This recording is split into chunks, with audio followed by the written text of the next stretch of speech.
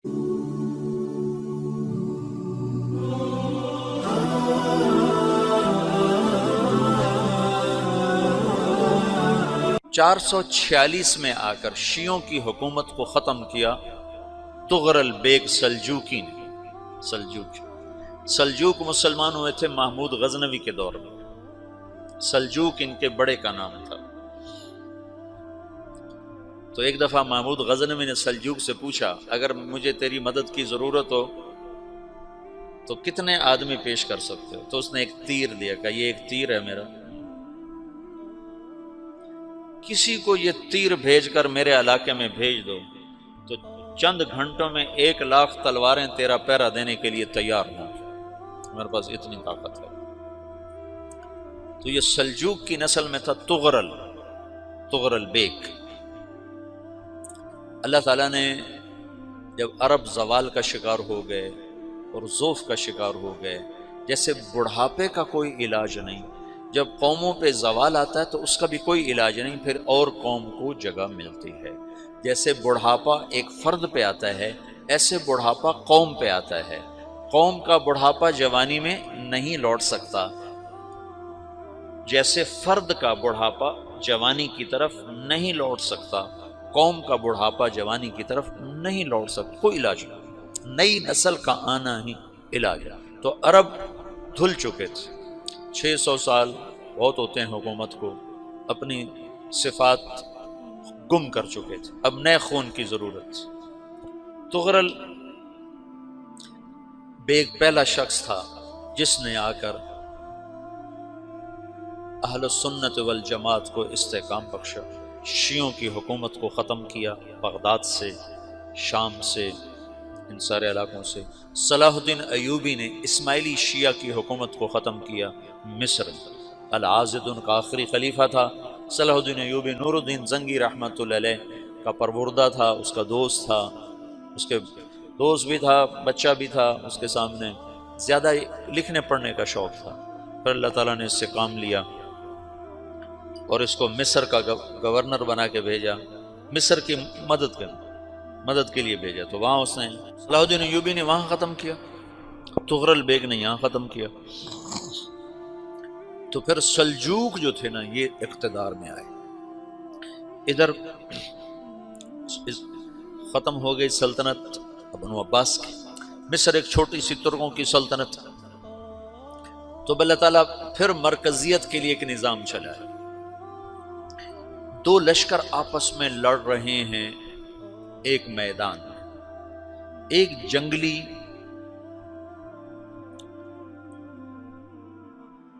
بدوؤں کا قافلہ، جنگل کے لوگ اپنے قبیلے کو لے کر، ایک جنگلی قبیلہ اپنے سردار کے ساتھ نقل مکانی کر رہا ہے ایک جگہ سے دوسری جگہ۔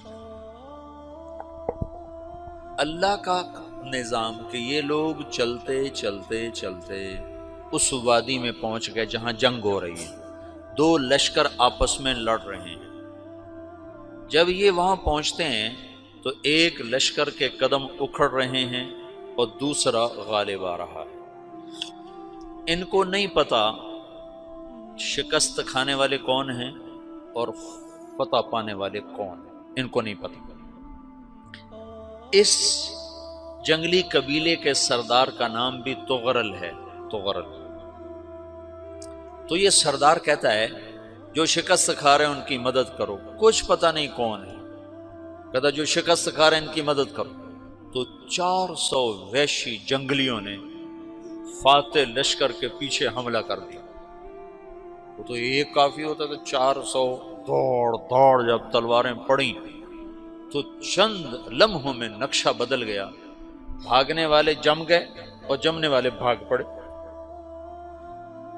جب جنگ ختم ہوئی تو شکست خوردہ لشکر کے بادشاہ نے ان کو بلایا، اسے پوچھتا ہے مجھے جانتے ہو میں کون ہوں؟ کہا نہیں۔ کہا تو تم نے میری مدد کیوں کی؟ کہا انسانی ہمدردی کی وجہ سے، تمہیں شکست ہو رہی تھی اس لیے تمہاری مدد کی۔ پھر اس نے اپنا تعارف کرایا، میں ہوں سلیمان سلجوکی ترکی کا بادشاہ۔ مسلمانوں کا لشکر تھا اور تاتاریوں سے شکست کھا رہا تھا. تاتاری فتح پا رہے تھے، مسلمان شکست کھا رہے تھے. تو وہ اللہ کی غیبی مدد بن کر آئے. تو وہ اس سے کہتا ہے میرے ساتھ رہنا پسند کرو گے؟ تم نے میرے اوپر احسان کیا ہے، میں اس کا بدلہ دینا چاہتا ہوں، میرے ساتھ رہنا پسند کرو گے؟ کہنے کا کر لوں گا. تو اس کو لے کر ترکی آیا، اور استنبول اس وقت روم کی حکومت میں تھا. اس سے فتح کیا اس تغرل کے آگے چوتھے پانچویں پڑپوتے محمد فاتح نے. تو یہ استنبول ہے، یہ ترکی ہے، بیچ میں ایک چھوٹا سمندر ہے، یہاں ایک جاگیر ہے. تو سلطان سلیمان کہتا ہے یہ جاگیر تجھے وقف ہے، ادھر سے رومی مجھے تنگ کرتے ہیں حملے کر کر کے، تو میرا دفاع کرتے رہنا، یہ جاگیر تیری.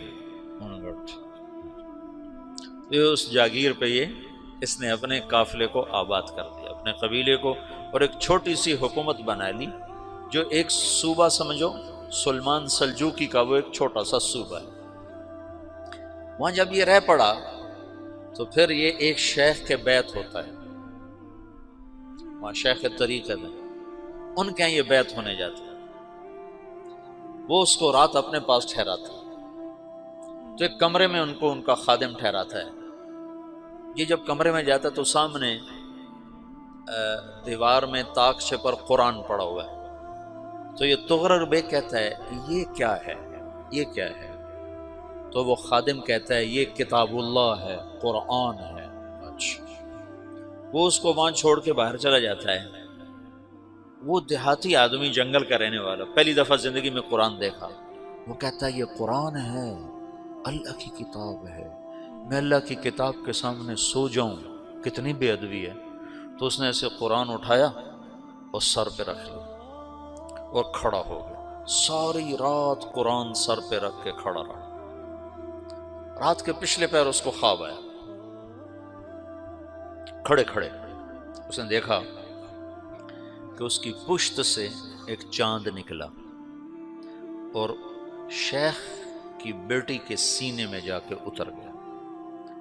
پھر اس لڑکی کے سینے سے ایک درخت نکلا جو پھیلتے پھیلتے پھیلتے 3 بر اعظم پہ چھا گیا، افریقہ پر، یورپ پر، ایشیا پر. پھر اس کی آنکھ کھل گئی، وہ کھڑا ہوا ہے. تو اس نے صبح یہ خواب اپنے شیخ کو سنایا، تو انہوں نے اپنی بیٹی اس کے نکاح میں دے دی. اس بیٹی سے ایک بچہ پیدا ہوا. تغرل بیگ نے اس کا نام رکھا عثمان. عثمانی ترک نام سنا ہوا، جو میں نے کل بتایا تھا کہ 1924 میں وہ خلافت ختم ہوئی. تو ایک بیٹا پیدا ہوا عثمان. عثمان نے پھر ایک نئی اسلامی حکومت کی بنیاد رکھی جو 1924 تک چلتی رہی. کوئی 800 سال یہ حکومت چلی. تو حکومت کا شیرازہ بکھرا لیکن پھر جڑ جاتا تھا، پر وہ قرن اول والا جوڑ کبھی نہ پیدا ہوا، ٹکڑے بن گئے. ان ٹکڑوں میں اللہ لوگ پیدا کرتا رہا جو دعوت دیتے رہے، دعوت زندہ رہی. جو تربیت کا نظام تصوف کے ساتھ تھا اب وہ تبلیغ کے ساتھ.